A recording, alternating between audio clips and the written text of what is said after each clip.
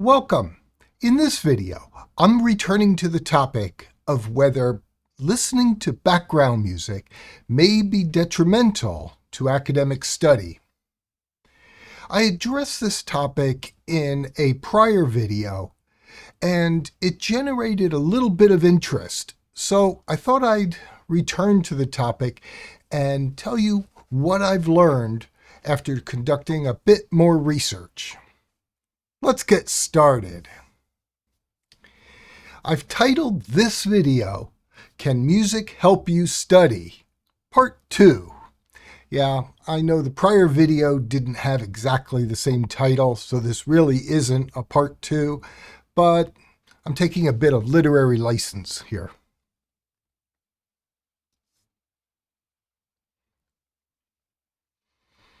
The previous video I had titled, Is it a good idea to listen to music while studying? And I've included a URL to that video here in case you'd like to watch it.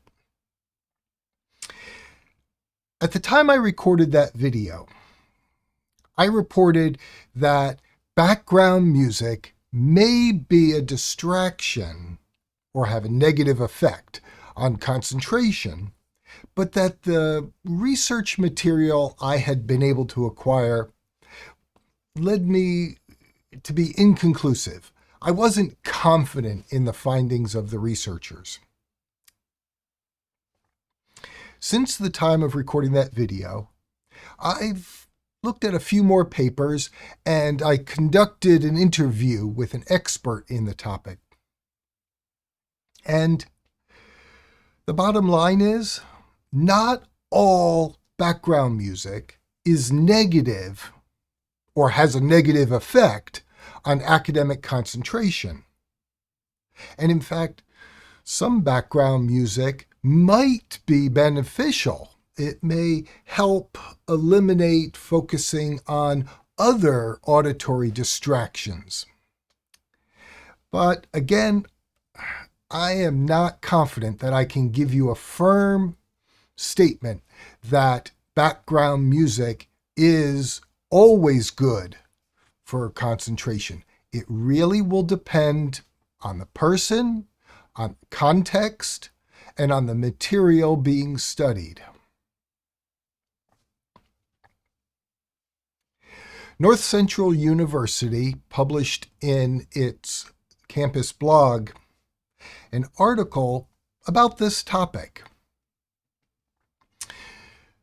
The reporter in that blog left the conclusion that background music can be beneficial, and a faculty member of the university was quoted as having said, "Music activates both the left and right brain at the same time, and the activation of both hemispheres of the brain can maximize learning and improve memory." Now, this is a very typical researcher statement. There's the can benefit learning and improve memory, or can maximize learning and improve memory. There's not a guarantee that it will, but there is the possibility that it could in certain circumstances.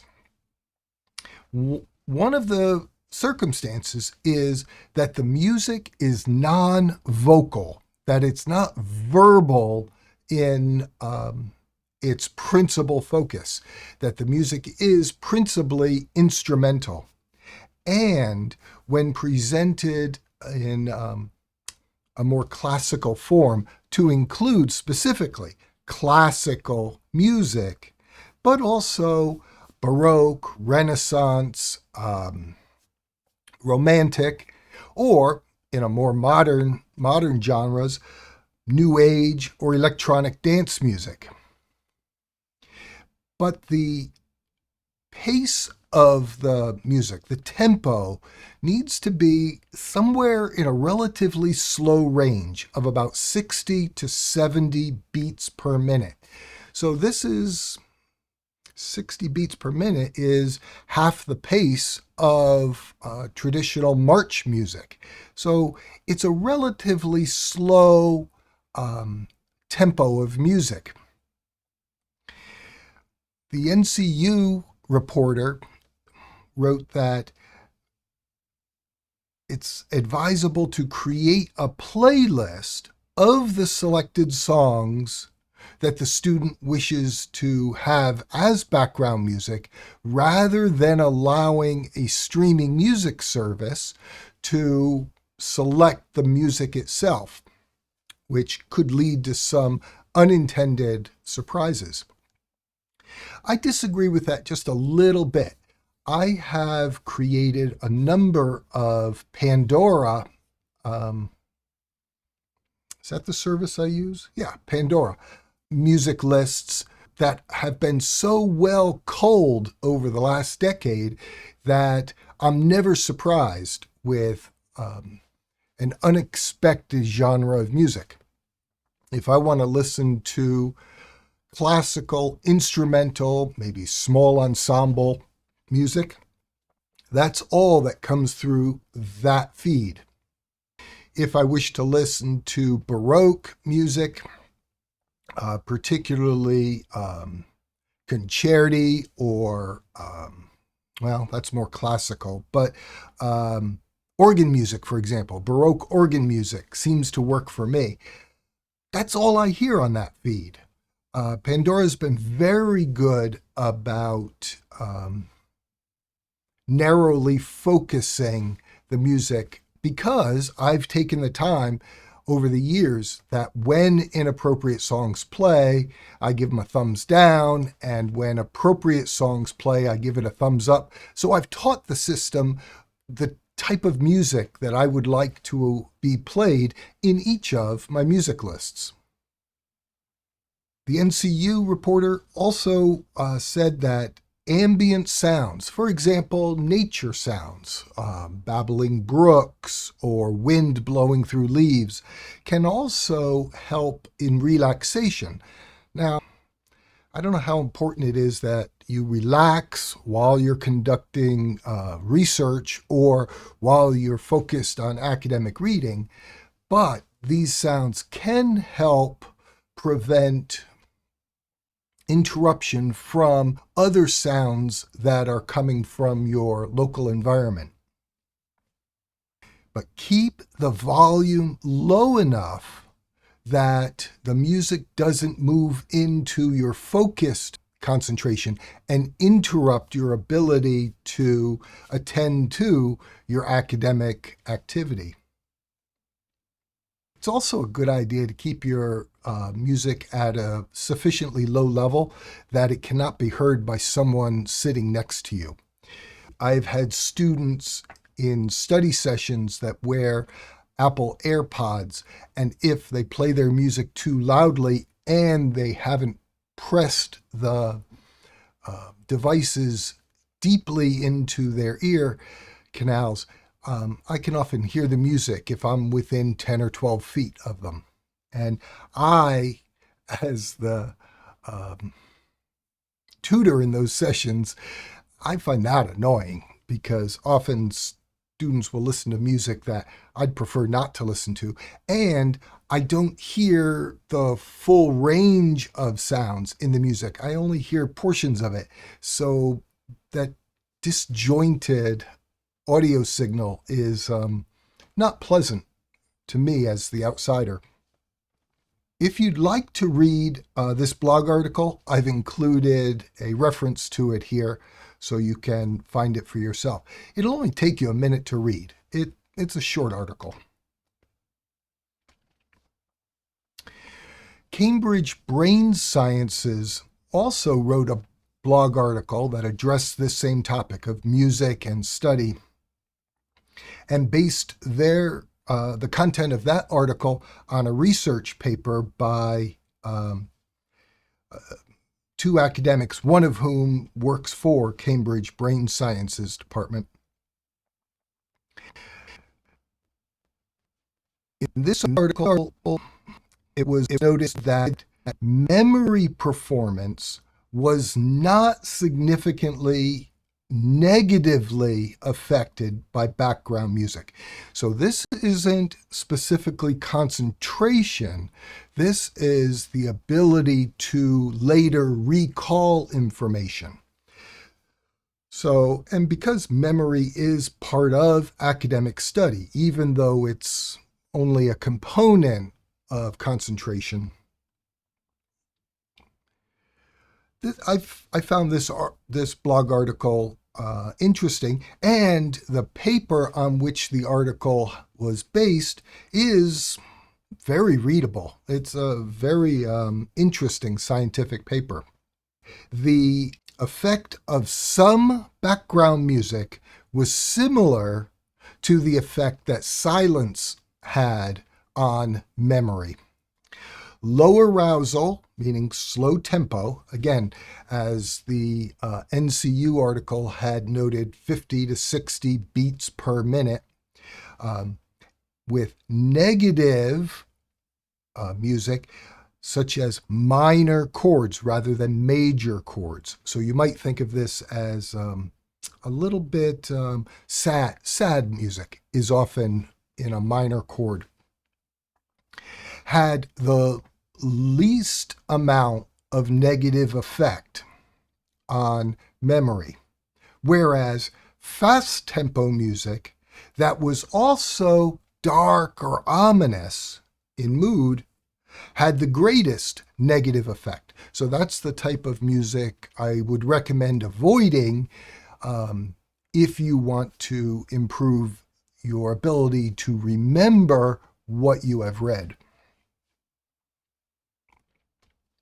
I had a video interview with Mark Falzarano, a music teacher in Frankfurt, Germany. And I asked Falzarano about his thoughts regarding students' use of background music when studying.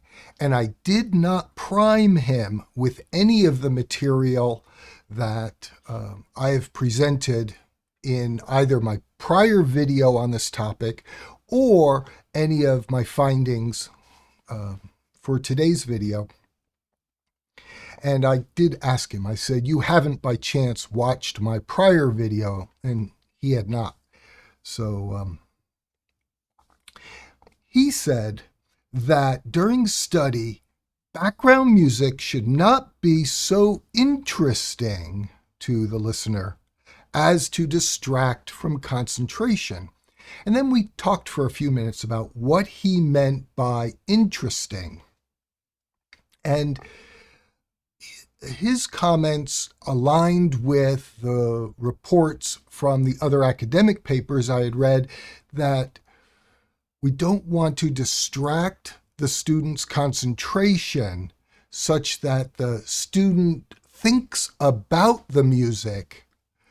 The background music should literally stay in the cognitive background and not become the focus of the concentration. And it was interesting. He also recommended slow music. And so then I asked him, I said, well, another paper said 60 to 70 beats per minute. He says, that's it, exactly. That's what he would tell his students if they were to ask him about the use of background music. And he went on to say that faster tempo music can be very appropriate during physical activities. And if I didn't write it down, but I think he said in the range of 110 to 120 beats per minute might be appropriate for, and I think he used the example of vacuuming the house if you need to get moving. And then he suggested even faster, maybe 140 beats per minute during aerobic physical exercise. He also recommended that music be selected for a specific purpose, that background music should not become the object of concentration. It should not overwhelm the senses and distract from the academic activity. And then he went into a bit of specificity that I'm going to admit went a little bit over my head because this is not my specialty. I understood him to have described that the auditory input can interrupt the ability to focus on visual material, and even instrumental music in the background can interrupt the ability to focus on verbal information during a reading activity. Okay, my final thoughts on this subject. Falzarano also suggested that, and he admitted that he and I were a little bit dating ourselves here, that we grew up at a time and went to school when it was expected we would go to a library. And I think he used the phrase, that hallowed space of the library. And that was where deep study was done. And the library was silent. And I haven't observed this myself in many years, but I recall librarians shushing patrons who were making more than just a rustling noise at their workstations. But he said that may not be true for today's students, that you, the students watching this video, may not feel that need to go to a physical library to do your study. You may be studying in your dorm room or at home or in a common area or in a coffee shop. And therefore, you are used to external noises around you while you're studying, and therefore listening to background music may not be as disturbing to you as it would be to me or someone else of my generation who grew up practicing going to the library in order to conduct deep study. And I thought that was a very interesting point Falzarano was making, that I have to be very cautious of the advice that I give to you, to current students, that what worked for me and my generation when I was a student more than a couple years ago may not be true for you today. You may have skills that I didn't have. You may have the skills to not be distracted by your external auditory environment. So I think the bottom line I'm going to leave this video with is there really is no best practice for background music. But I do have some advice that I will leave you with. If you're going to listen to background music, I recommend it be of a slow tempo. Don't sensorially engage with the music. And that's something else Falzarano had taught me, is you don't want to interrupt your senses. You want to be able to concentrate and focus on your study material. The background music shouldn't command your attention. And that word command is something Falzarano also said. Classical music may be best, although there are other forms of instrumental, see, this is not vocal music, that could have minimal negative effects and might possibly have positive effects on your ability to study. I'm suggesting Renaissance, Baroque, Romantic, New Age, or electronic dance music. I'm by no means limiting my advice to those genres of music. They're three that I use myself and two more that I've learned from the literature. Be very cautious of allowing music to come through your playlist that will have lyrics, because the verbal information in the lyrics can break your concentration on the written verbal material that you're attempting to study. Now, I'm making a request of you. Please, in the comments below this video, tell us whether you listen to background music or other sounds when you're attempting to concentrate on your academic work. Have you found any particular type of music that interrupts your concentration? And the corollary question, what types of music, if you prefer to listen to background music, facilitates your concentration? What advice do you have for other students? Let's use the comment section of this video as a means of sharing our knowledge with one another. If you pose a question, it might get answered by another student. If I see it first, I'll do my best to answer it, but I'm not online all the time, so I will do my best to be quick, but it's very likely that you might find another student who has advice for you. That's how I'd like to use our commenting functions. I hope the information in this video was interesting to you and offers you some data that will be useful. Listening to background music during study, I think, has some generational preferences. What I prefer may not work for you, not just because we're different people, but specifically because we come from different generations, and I came through an academic system that is honestly quite a bit different than the one in which I work today. So, until we meet in a future video, I wish you the absolute best in all of your academic work, and particularly in choosing the type of background music or other sounds or silence that helps you study best. Bye for now. Mika, you are a good dog. You are so nice. Yeah. Yeah, what's Mommy doing?